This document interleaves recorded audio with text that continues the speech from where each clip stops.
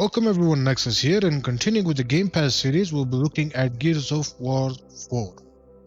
Now, the Gears of War series has always been at the forefront of the Xbox franchise, with the first game being a launch title for the Xbox 360. This game was responsible for bringing the cover-based shooters to mainstream audience, and the combat evolution around strategic thinking rather than blindly running and gunning was a breath of fresh air, and the original trilogy went on to become a huge success, selling 22 million copies worldwide and generating a revenue of $1 billion in January of 2014, according to Microsoft.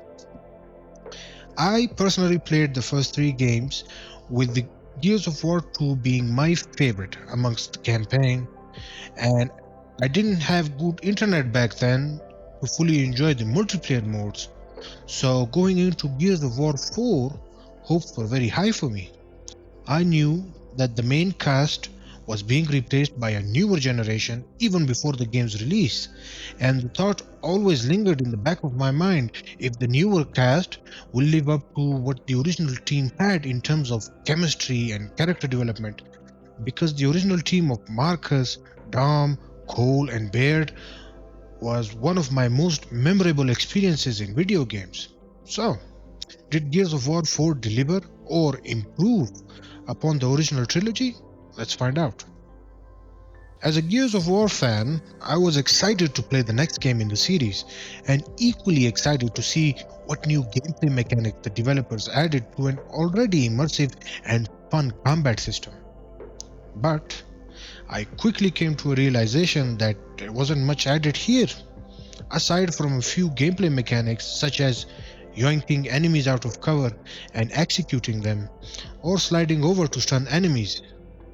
I mean, I get the whole don't fix what's not broken mentality, but considering this game came out like 5 years after part 3, you would assume as a gamer that there might be at least something new that was eye catching.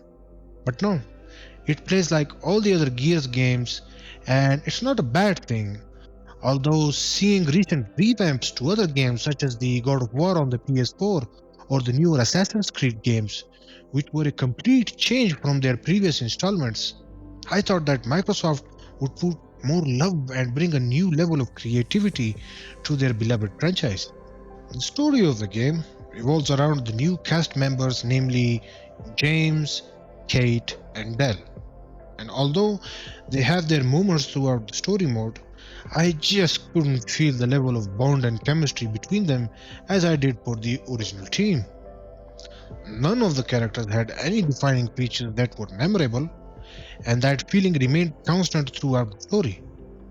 Gears of War has a very deep lore about the humans, the Locust, and the Lambert infestation, but with the chapter closing on most of them in Gears of War 3, the story writers were presented with the challenge in how to progress the story forward, which came in the form of a new yet familiar enemy in the Swarm. It was cool seeing the new enemy design, but I felt a lot of the complexity of the original lore was lost, and they were essentially driving on fumes at this point. The game has its moments though, with the final stretch being the most memorable and enjoyable experiences in this game. But to get there, you had to go through a lot of mediocre gameplay segments, which is a shame, as this was the chance for the devs to build upon an amazing franchise like how Santa Monica did with God of War. Visually, the game is quite decent with the power of the Unreal Engine 4 behind it. The PC version that I played was locked at 60 frames per second for the most part, but I did encounter hiccups along the way, with the game stuttering in a few sections. I don't know if it was solely on my end, but restarting my PC did solve this issue to some extent. The audio design was very good here, with the buzzing chainsaw lancers to the new Enforcer submachine guns. The game was audibly a very immersive experience, and I have to give credit where it's due. So that's all I have to say about the single player experience. Now, how about the multiplayer part of the package? Well, the multiplayer can be split into two branches. survival, and PvP. And I think there is plenty of replay value here to keep you busy long after you've finished with the single player campaign. So survival is the horde playlist where you and three other players face off against increasingly difficult waves of enemies. And the PvP has a bunch of returning game modes in conjunction with new ones.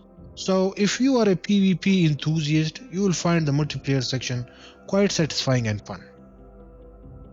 That's it for this video. Like, subscribe, and comment down below your favorite Gears of War game and why. I really want to know. If you wanna tell me live, then hop on over to my Twitch channel and follow me there. I stream from Monday to Thursday, so looking forward to meeting you all there. As always, gamers, Godspeed.